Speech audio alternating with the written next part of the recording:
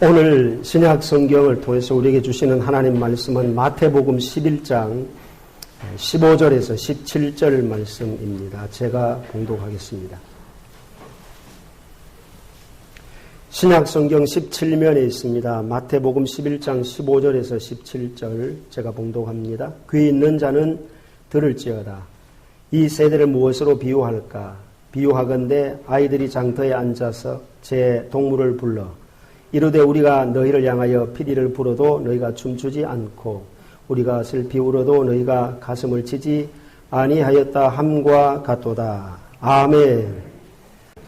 며칠 전에 금호강변에 아침에 새벽 기도를 마치고 잠깐 산책을 나갔는데 저도 날씬한데 저보다 더 날씬한 저보다 어려 보이는 젊은 한 40대 중반 되어 보는 사람이 레깅스를 입고 반바지를 입고 허리색을 차고 검색 선글라스를 끼고 열심히 달려가요. 그런데 제 의자 옆에 앉더니만은 허리색을 열더니만은 과일 가르는 음료수를 쫙 마시고 에너지바를 탁 뜯어가지고 바짝바짝 씹고 쉬더라고요. 어디서 오셨어? 그러니까 수성모 쪽에서 왔습니다. 어디까지 가오? 그랬더니 68km를 계속 뛰고 있습니다. 자주 합니까? 일주일에 한 번은 합니다. 전국대회도 출전합니다.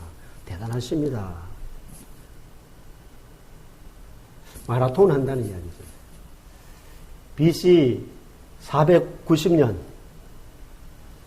아테네하고 페르시아가 전쟁을 했어요.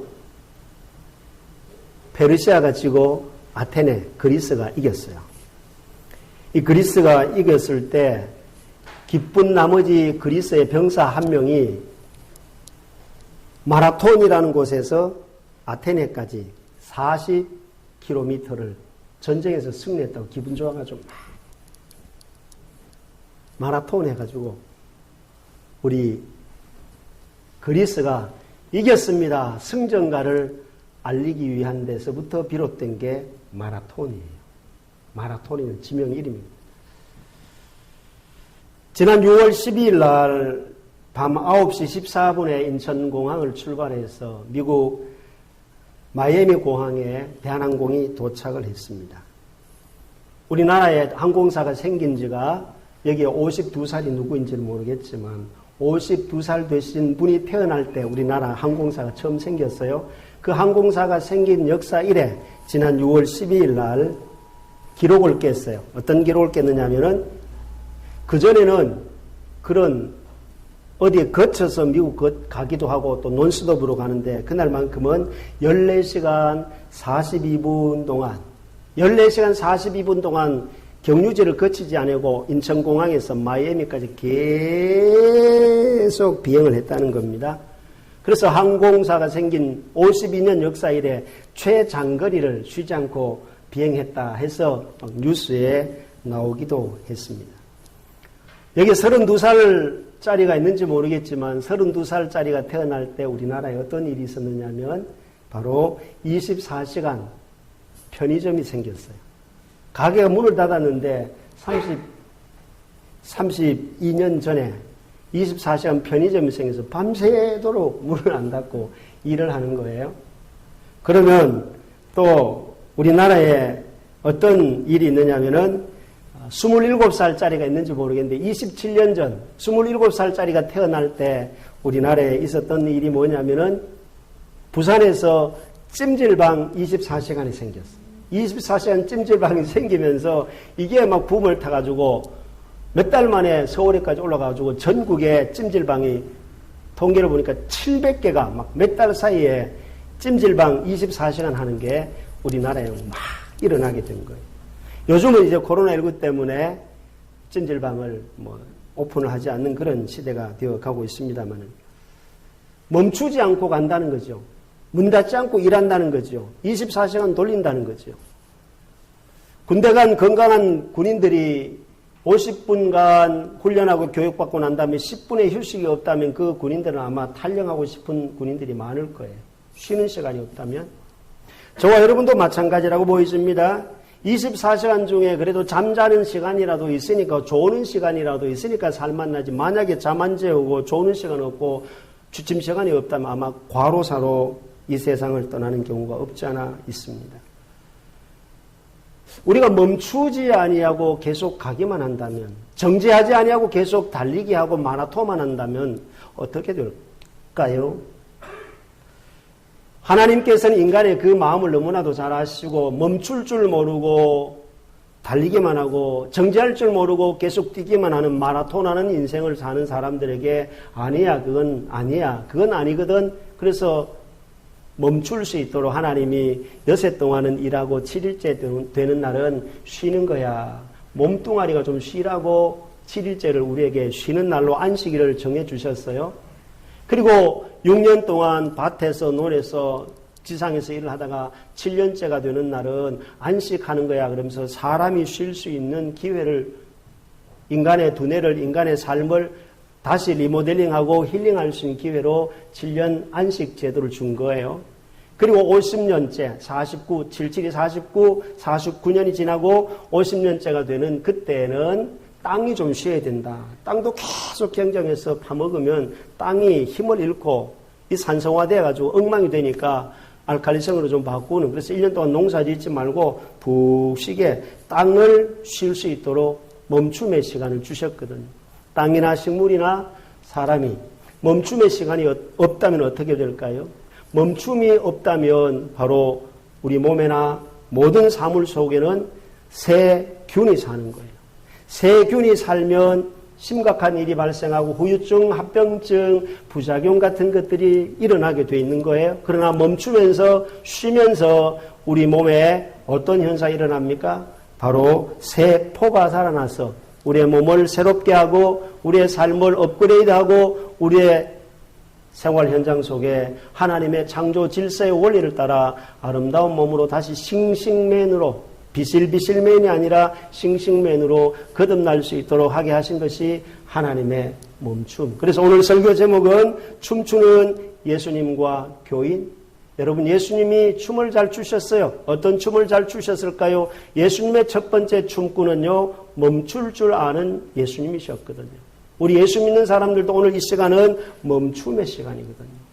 마라톤만 하는 게 아니고 멈추어서 안식일을 기억하고 하나님 앞에 멈추어 있는 시간이 이 시간이거든요. 여러분, 일찍이 예수님께서는 풍랑이 일고 있는 아소라장이 된 그 바다 위, 배 위에서 제자들이 아우성을 치고 있을 때 우리 예수님께서 성경의 마태복음에 보면 고물에서 주무셨다, 고물에서 멈추고 계셨다라고 기록을 하고 있습니다. 우리 예수님께서는 사역을 열심히 하고 무리들과 수천 명의 사람들과 복음을 전하다가 한 번쯤은 가끔씩은 아주 자주 습관을 쫓아 조용한 시간에 혼자 멈춤의 시간을 예수님이 가지고 계셨거든요.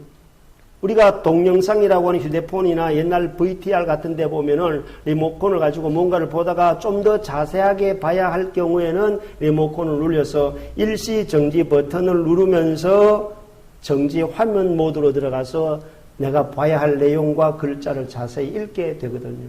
정지하면 일시정지 우리는 하고 산다는 겁니다. 우리가 운전해서 가지만은 서울까지 열심히 운행해서 가지만은 가끔씩 가다 칠곡 휴게소 가서 커피 한잔 하고 그 다음에 휴게소가 뭐죠? 그 다음 휴게소가 어디죠? 안 가보셨어요? 주폭령 전에 또 하나 휴게소 있는 선산 휴게소 가서 오줌 한번 누고 주폭령 가서 이제 길이 달라지죠. 주폭령하고 선산하고 코스가 제가 다른 걸로 알고 있어요. 같나요? 다르잖아요. 어쨌든 우리가 운행해서 가다가 휴게소에 왜 들리는 겁니까? 왜 멈추는 겁니까? 차도 사람도 사고를 예방하기 위해서. 뭘 예방하기 위해서? 사고를 예방하고 사람이 살맛나는 목적을 가지고 살기 위해서 휴게소 멈춤이라는 게 필요하다는 사실. 사랑하는 성도 여러분, 우리 예수님은 사역을 열심히 부지런히 정말 바쁘게 사역을 하셨지만 예수님은 배 안에서 잠시 고물에서 멈추고 주무시고 계십니다. 예수님이 제일 잘 추었던 춤 가운데 하나가 멈춤의 춤이었습니다. 조용히 습관을 쫓아 기도하는 멈춤의 시간을 통해서 예수님은 자신의 사역을 관리하고 하나님 나라의 복음을 전하고 많은 사람들을 만나기 위해서 자신이 먼저 멈춤의 시간이 있었다. 여러분, 무엇을 멈추고 살아야 되겠습니까? 언제 멈춰야 되겠습니까? 우리 예수님이 춤꾼으로서 멈춤의 시간이 있었습니다. 예수님을 만났던 사도 바울이라고 하는 사람이요, 예수님을 만나기 전에는 멈추지를 못했어요. 항상 대제사장 찾아가서 공문을 받아가지고 오늘은 서변동 사람 예수쟁이 잡아 죽이고 내일은 동변동 가서 예수 믿는 사람들 끄집어내고 모레는 칠곡에 가서 예수 믿는 사람들 대제사장 공문 가지고 와서 그 사람들 괴롭히고 멈출 줄 몰랐어, 사도 바울이요. 그러나 다메섹으로 가는 그 도상에서 사도 바울이 예수님을 만나고 난 다음에는 멈출 줄 알았거든요.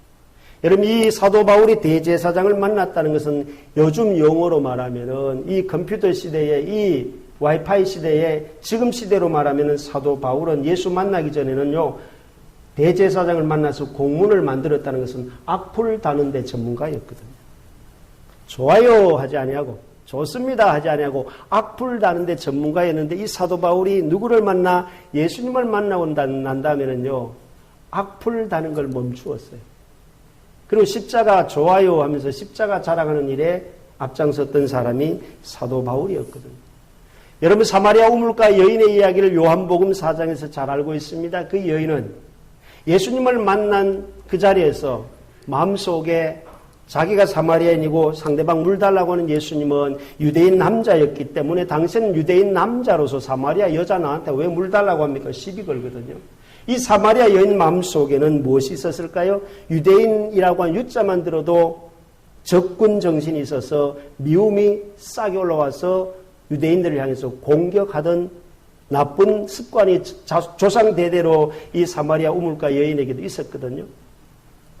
그런데 이 사마리아 우물가 여인이 대화를 하면서 예수님과 주거니 받거니 물 한 잔 주고받고 하면서 이야기하는 가운데 이 사마리아 우물가 여인의 마음속에 예수님 만난 그 사건 이후에 마음속에 적군정신, 미운정신이 사라지면서 동네로 들어가서 이 여인이 주민들에게 뭐라고 이야기합니까? 내가 메시아를 만났다. 여러분, 여기에 메시아를 만났다는 건 뭡니까? 아군정신으로 생각이 바뀌었다는 이야기. 우리가 예수님을 만나면 적군정신에서 아군정신으로, 예수님을 제대로 만나면 여러분 주변에 있는 사람이 적군으로 보이는 게 아니라 아군으로 보여야 될 줄로 믿습니다. 그 사건이에요. 오늘 예수님께서 피리를 불어도 춤추지 않는다, 그런 이야기를 하고 계세요. 사랑하는 성도 여러분, 오늘 우리는 6월 세 번째 주일을 맞이하면서 예수님도 춤꾼이었지만 우리도 춤꾼이 되어야 되는데 그 첫 번째 춤은 디스코가 아니에요. 벨리 댄스가 아니에요.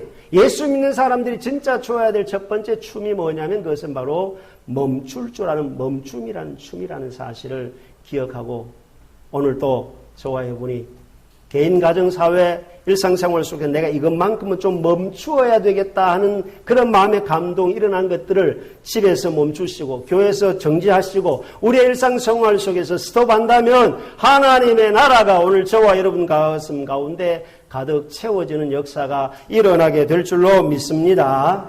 사랑하는 성도 여러분, 서울 송파구에 가면 롯데월드타워가 있습니다. 이 롯데월드타워와 지하가 6층이고 지상이 123층인데 그 높이가 꼭대기까지 555m입니다. 입장료가 27,000원입니다. 우리 교회에서 가까운 높은 산이 야산이 가람봉인데 해발 280m입니다. 얼마 전에 친구 목사님과 함께 제가 요청을 해서 목사님 기도하러 한번 갑시다. 왜요? 우리 교회 이제 중직자를 뽑고 해야 되는 노회 허락을 받아가지고 그래서 4월 첫 주간에 노회가 끝나고 난 다음 둘째 주간 월요일에 제가 목사님을 요청해서 제가 이 동네 산 웬만한 데는 다 가봤는데 안 가본 산이 하나 있으니까 거기 산 정상에 올라가서 한번 목사님 우리 교회를 위해서 우리 교회 일꾼 뽑는 릴레이 기도회를 시작하려고 하는데 중보기도 부탁합니다. 정식 요청하고 목사님하고 둘이 처음으로 도덕산이라고 하는 곳을 올라갔습니다. 혹시 가보신 분 아는 분이 있는지 모르겠지만 도덕산에 올라갔어요. 여기 우리 올라가면 송림사 삼거리 가기 전에 그 정원교회 대군행 연수원 쪽이 있습니다. 거기서 막 올라가는 길 코스에 난 코스에 길도 잘 없더라고요. 중간 가니까 난코스인데 끝까지 삐집고 올라갔습니다. 도덕산 정상에 올라가니까 돌멩이 하나가, 다듬은 돌도 아닌데 하나 돌멩이에 초라하게 높이가 정해져 있는데 그 높이가 보니까 도덕산 높이가 660m라고 나와 있더라고요. 거기서 이제 기도하고 내려왔던 기억이 있습니다. 여러분, 창세기 11장에 가면 시날 평지에서 사람들이 평지에서 바벨탑을 쌓기 시작합니다.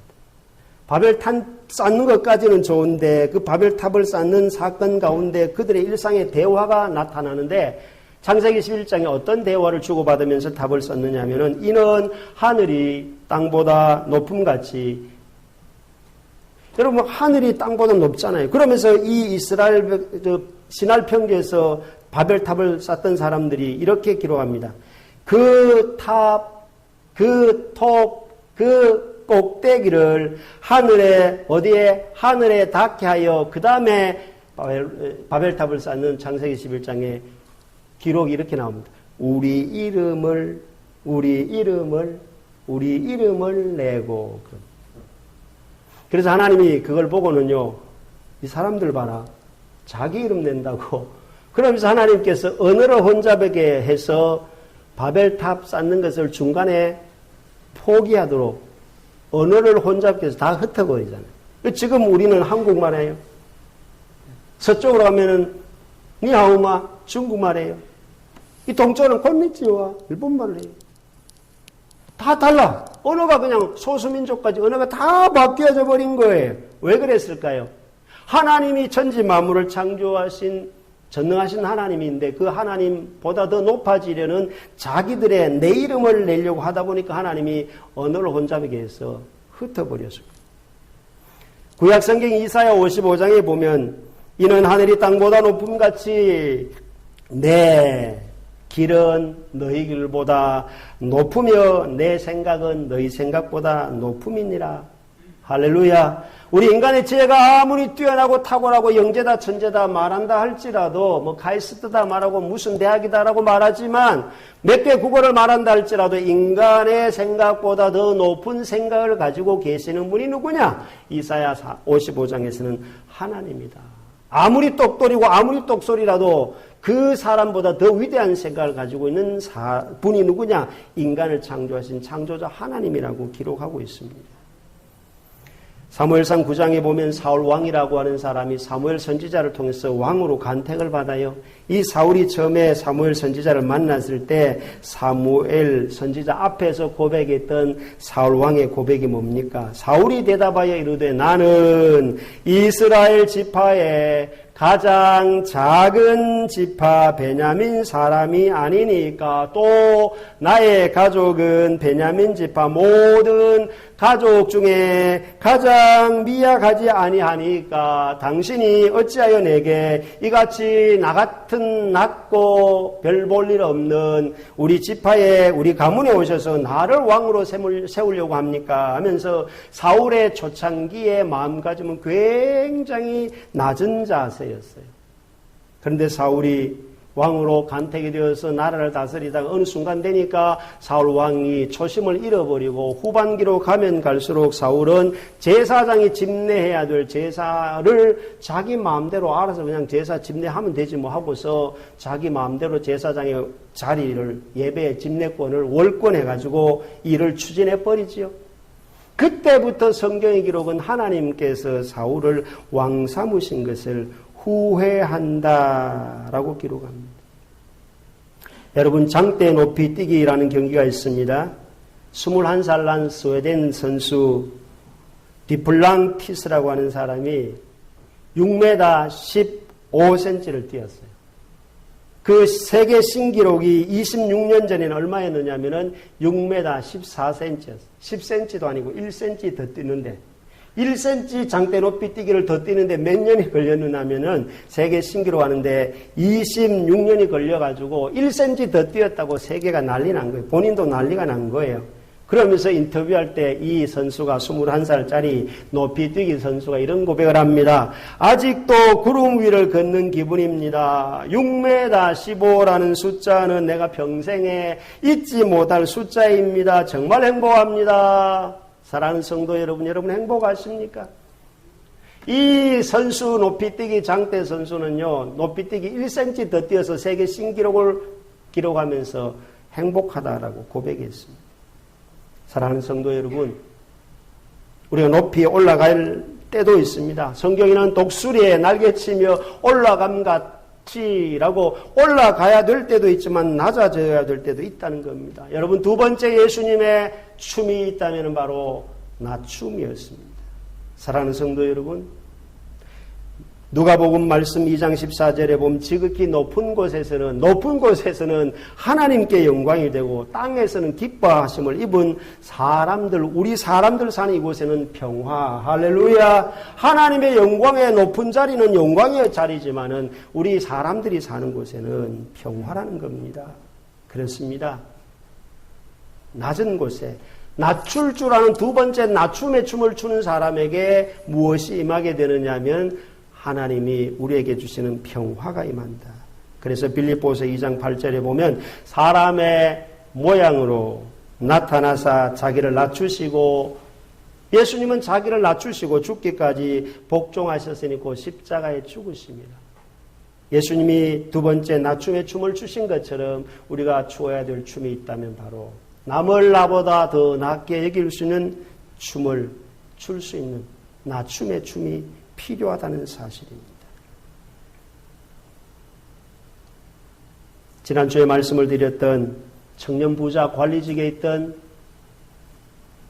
젊은이가 예수님을 찾아와서 어떻게 하면 내가 영생을 얻겠습니까? 라고 물었을 때 6가지는 다 이력서가 좋아서 너 잘하네, 예수님 칭찬했는데 너 한 가지 좀 모자라는 게 있네. 네 소유물 좀 있으니까 넉넉하니까 조금 팔아서 주변에 가난한 사람들 좀 나누기 좀 하면 좋겠다. 너 지금까지 덧셈, 곱셈은 잘했는데 나눗셈이 안 되네, 빼기가 안 되네. 너 빼기 좀 하면 좋겠다. 나눗셈 하면 좀 좋겠다라고 얘기했더니 지난주에 란예배 때 들었던 메시지지 않습니까? 그 부자 청년 관리직에 있던 사람이 슬픈 기색을 띠고 근심하며 예수님의 곁을 영생 문제로 찾아왔다고 오히려 근심하고 슬퍼하며 떠나가 버렸다 그랬습니다. 여러분, 우리가 즐겨 마시는 많은 음료 중에 오미자라는 게 있습니다. 오미자는 5가지 맛이 난다고 하지요. 혓바닥 안에도 5가지 맛을 느낀다고 하지요. 단맛, 신맛, 쓴맛, 감칠맛을 느낀다고 하지요. 성경에 보면 갈라디아서 5장에 보면 성령의 9가지 열매 이야기 나옵니다. 이걸 영적으로 말하면 성령의 9가지 열매는 신앙생활의 멋이겠지요. 여러분, 보기 좋은 떡도 맛이 있다고, 보기 좋은 쟁반에 보기 좋은 색깔로 음식을 만들어 올릴 때 그 떡도 맛있어 보인다고 하지 않습니까? 우리에게 성령의 9가지 열매가 있을 때 더 멋있는 맛난 그리스도인으로 살아갈 수 있지 아니하겠습니까? 제 입안에 치아가 있습니다. 여러분 마스크 안에 치아가 있습니다. 여러분, 그 치아는 사람마다 중치가 있어서 엉망인 사람도 없지 않아 있습니다. 중치가 있거나 앞니가 빠지면 가지런히 교정해서 치아를 예쁘게 보이려고 돈을 들입니다. 시간을 투자합니다. 여러분, 오늘 우리가 말씀대로 예수님께서 세 번째 추었던 춤이 있다면 가춤이었습니다. 사랑하는 성도 여러분, 중치가 빠져야 교정이 시작되는 겁니다. 우리가 살아가면서 죄를 짓게 하고 죄에 빠지게 하는 3대 요소가 있습니다. 죄의 삭은 사망이고, 사망으로부터 우리를 생명의 길로 인도하신 예수님은 죄의 문제를 해결하기 위해서 십자가를 지셨는데, 저나 여러분이 살아가면서 죄를 짓게 하는 대표적인 재료가 3가지인데 그 3번째 재료가 뭐냐면은 첫 번째, 두 번째, 세 번째 재료 가운데 1번이 뭐냐면 우리로 하여금 치아가 빠지는, 중치가 빠지는 것처럼 죄에 빠지게 하는 첫 번째 중치의 원인이, 영적 중치의 원인이 뭐냐면은 바로 불신입니다. 하나님을 믿지 않는 겁니다. 오늘도 하나님을 믿고 이 자리에 와서 예수 그리스도를 나의 구주로 영접하고 말씀이 육신되어 이 땅에 오신 예수님을 마음으로 믿어 입으로 시인하여 예배하는 자리에 있는 저와 여러분은 영적인 중치로부터 멀어지고 있다는 건강한 치아를 가지고 있는 그리스도인으로 보고 싶습니다. 여러분, 사람이 죄에 빠지는 첫 번째 중치는요, 불신이에요. 하나님을 안 믿어요. 말씀을 안 믿어요. 예수님을 인정 안 해요. 성령의 임재를 우리가 고백하지 않아요. 그래서 하나님을 불신하는 사람 내 마음대로 살거든. 하나님의 기준이 없어. 말씀의 기준이 없어. 내 손에 성경이 들려져 있어도 하나님의 말씀은 말씀이고 나는 나고 하면서 여전히 삶이 불신으로 가면 우리는 죄에 빠지는 중치에 시달리는 거예요. 두 번째, 우리가 죄에 빠지게 되는 요인이 있다면 저는 구약 성경 바로왕을 대표로 듭니다. 바로왕이 모세를 만났을 때 10번을 미팅하는데 10번 다 바로왕이 모세에게 이스라엘 백성을 보내준다 계속 보내준다고 얘기하는데 10번까지 계속 앞에서는 보내준다, 뒤에서는 딴소리 하잖아요. 이걸 저는 성경에 기록하기를, 여러분, 우리가 죄에 빠지게 하는 두 번째 요인이 뭐냐면 강팍함입니다. 바로왕이 강팍하여. 그래서 결국 바로왕의 장자도, 백성들의 장자도, 짐승떼의 장자들도 떼죽음을 당하고 난 다음에 모조리 엄청 국가적인 재난을 당하고 난 다음에 바로왕이 강팍한 마음을 접어서 이스라엘 백성들을 해방시켜 죽이기까지 했는데도 불구하고 3일을 못 넘기고 또다시 마병을 이끌고 바로가 진두지휘하면 또 따라오는 거예요. 왜? 마음이 뭐하니까? 강팍하니까. 우리의 삶 속에 죄에 빠지게 하는 세 번째 요인이 있다면 그게 뭐냐면 교만이에요. 교만. 우리로 하여금 죄 짓고 중치처럼 빠지게 하는 1번이 불신이고 2번이 강팍함이고 세 번째가 있다면 교만이거든요. 그래서 성경 말합니다. 교만은 패망의 선봉이고 겸손은 존귀의 앞잡이라. 하나님께서는 겸손한 자에게는 은혜를 주시고 교만한 자에게는 대적으로 안다 그랬거든. 사랑하는 성도 여러분, 그렇습니다. 오늘 이 6월 세 번째 주일을 맞이하면서 우리가 세 번째 추어야 될 춤이 바로 가춤이거든요. 그 가춤을 우리가 마음속에 새기기 위해서는 적어도 불신과 그리고 강팍함과 우리의 마음의 교만을 제거해야 은혜로 하나님의 놀라운 사랑을 내 마음 속에, 내 일상 속에, 내 말씨 속에, 내 행동 속에 교정이 일어나서 가지런한 미인 치아가 되는 것처럼 하나님이 보시기에 심히 좋았더라 할 수 있는 모습으로 살아가는 세 번째 춤꾼, 가춤을 가지고 살아가는 저와 여러분이 되시길 주의 이름으로 축복합니다. 성경을 읽다 보면은 거룩한 입맞춤을 한다 그래요. 그 이스라엘 사람들의 문화였지만요. 우리가 사람이 사람을 만나서 뭔가 마음이 통할 때 윙크 한다 그러잖아요. 윙크. 눈을 끔뻑끔뻑 윙크 그러잖아요. 오늘 제가 주보에 실었습니다마는 예배는 하나님과 윙크하는 거거든요. 예배는 거울이라고 기록하고 있습니다. 제가 쓴 글을 보면 예배는 거울이다. 거울은 보는 것입니다. 거울은 나를 가꾸는 도우미 역할을 하는 것이 거울이지요. 거울은 나를 꾸미기도 합니다. 거울은 정확합니다. 거울은 오차가 없어 있는 모습 그대로 다 보여줍니다. 그리고 거울은 항상 자기 자리를 지키고 꾸미고자 하는 사람이 찾아와서 거울 앞에 서서 자기를 단장하지 않습니까? 맵시를 돋보이게 해줍니다. 거울 앞을 떠날 때는 맵시가 가꾸어졌기 때문에 자신감을 가지고 자리를 떠납니다. 외출합니다. 거울 앞에 올 때 우리가 부족한 모습으로 왔다가 우리가 나갈 때는 만족한 모습으로 외출하는 거 아닙니까? 그렇습니다. 예배는 자기를 살피는 겁니다.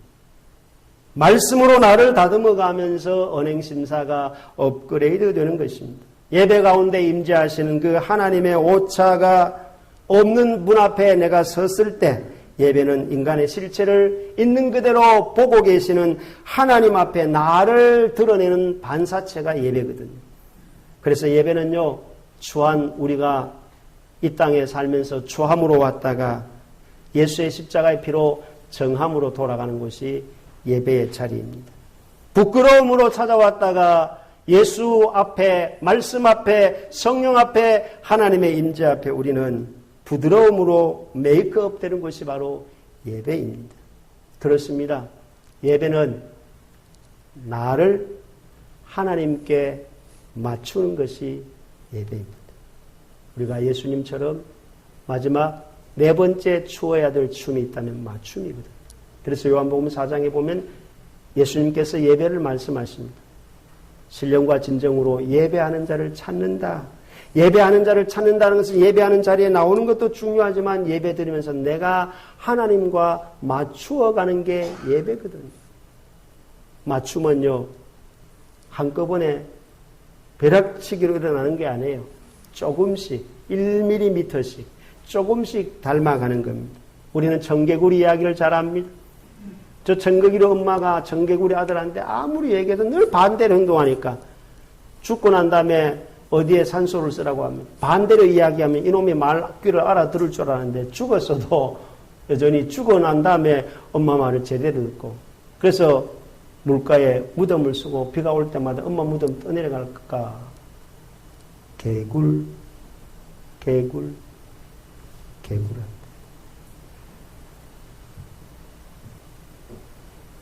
지상에 있는 눈 덮인 산이, 호수에 있는 눈 덮인 산이 그대로 반사되어서 비춰져 있습니다.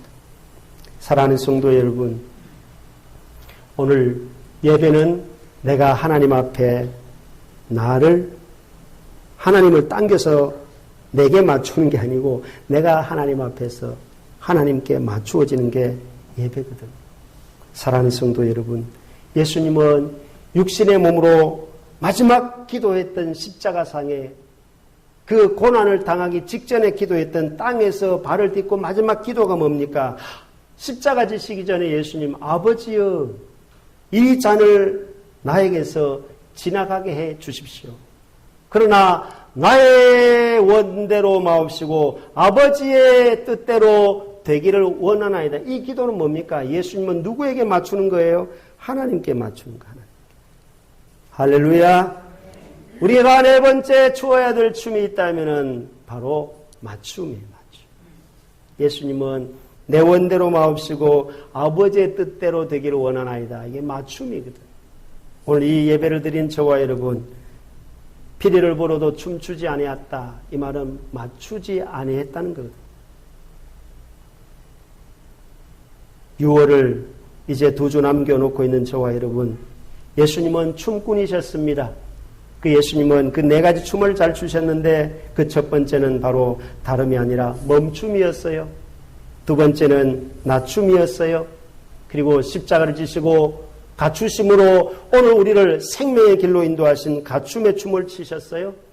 그리고 마지막으로 우리 예수님은 저와 여러분에게 우리에게 맞추시려고 낮고 천한 이 땅까지 내려오셔서 나하고 눈높이를 맞추신 그 예수님이 우리에게 보여주신 것은 모든 만나는 대상들을 끌어당겨서 강제로 강압적으로 하지 아니하고 예수님이 다 맞추셨어요. 사람들. 그 바울이 그걸 너무나도 잘 배워가지고 유대인 만나면 유대인처럼 맞추고 이방인 만나면 이방인처럼 말하고 철학자를 만나면 철학의 이야기를 하고, 이 사도 바울이요 예수님을 가슴으로 만나고 난 다음에 얼마나 맞추기를 잘하는지. 그래서 바울이요 맞춤의 1인자였거든. 오늘도 저와 여러분 이 네 가지 춤을 잘 추시는 그리스도인이 되셔서 누가 보아도 멋진 세상의 그리스도인으로 살아갈 수 있는 역할을 저와 여러분이 이 교회가 감당한다면 많은 사람들에게 예수님의 아름다운 현장을 드러낼 수 있는 교회로 우리의 인생이 살아가게 되는 축복의 근원으로 살아가는 우리의 남은 생애가 되시기를 예수님의 이름으로 축복합니다. 하나님 아버지, 우리 예수님은 춤을 잘 추시는 분이셨습니다. 네 가지 춤을 오늘 듣고 보고 배웠사오니 예수 믿는 우리 네 가지 춤을 통해서 나도 누군가에게 아름다운 현장을 드러내고 이 교회가 그 역사적인 사명을 이제 이후로 잘 감당할 수 있도록 내 욕심 욕망 야망이 아니라 아버지의 뜻 앞에 온전히 춤출 수 있는 그리스도인으로 살아가게 도와 주옵소서. 우리 구주 예수 그리스도의 이름으로 기도하옵나이다. 아멘.